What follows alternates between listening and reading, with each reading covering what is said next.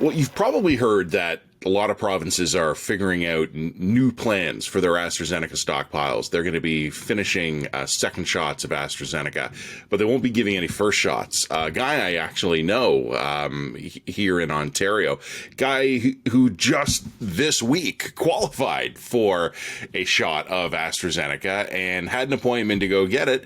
And the day before he was eligible to get it, the guidance changed. He can't get his first shot anymore. He was able to actually pivot and go get a Pfizer shot somewhere, but it just kind of speaks to the continued difficulty we're having in figuring out a consistent plan, not only for vaccination, but also for communicating about vaccination. Here's the thing. There is a study that's been underway in the UK for a while. We've got some of the first information about it this week. The Brits have been mixing and matching AstraZeneca and Pfizer. In some cases, it's basically a 4-part study, right? In one group, you've got 2 shots of Pfizer. In another group, you got 2 shots of AstraZeneca. The other 2 groups are mixing them, and they've decided, hey, in one group it'll be Pfizer first, and the other group it'll be AstraZeneca first. We're probably going to have actual information on that in a few weeks, and it might indeed be the case that a mix and match strategy could in fact be even better. It's possible. I'm not going to prejudge the outcome of this, but maybe combining vaccines produced by the different strategies will actually reveal that this was a really good way to kind of maximize your immunity. The problem, of course, is that this fits into the generic problems we've had with our Canadian public communications response.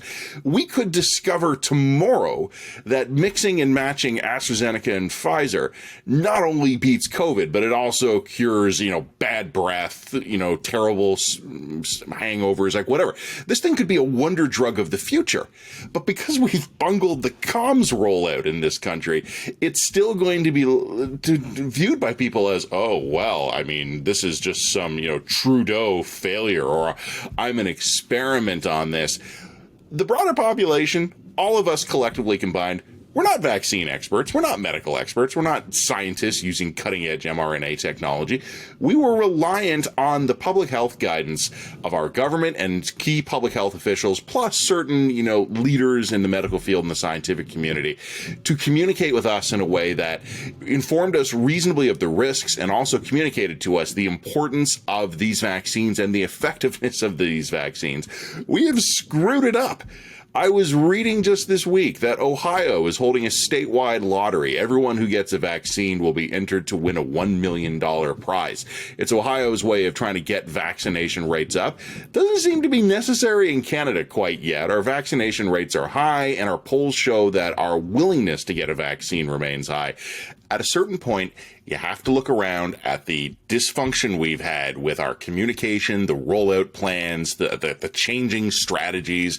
In some provinces, the confusion, what they're calling the Hunger Games about trying to get a booking. It is pretty incredible Canadians have remained as willing as they have to actually get vaccinated. The polls show a lot of us are still willing to go. There still seems to be lineups and eagerness and demand. That's great. It is really surprising to me that given how this thing has gone out, that we have not needed Ohio-style lotteries to try and get people to line up. Folks, I will take whatever mixture of vaccines that I am offered after the science is there to show that they are. That's probably going to be in a matter of weeks. I'm not worried about that. I'm not an anti-vaxxer. I'm going to happily take the miracle juice that's going to let me get my life back to normal. But boy, have we ever gone out of our way to do as much as possible to help the anti-vaxxers make their case. Next time, let's do better.